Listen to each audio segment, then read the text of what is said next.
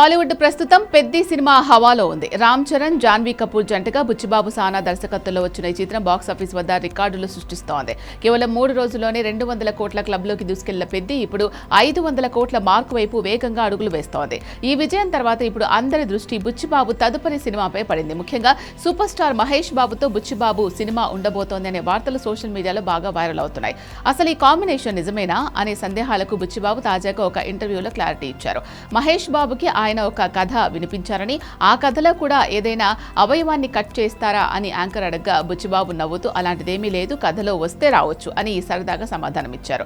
అయితే ప్రస్తుతానికి మహేష్ బాబు ఎస్ఎస్ రాజమౌళితో ఒక భారీ ప్రాజెక్టులో బిజీగా ఉన్నారు.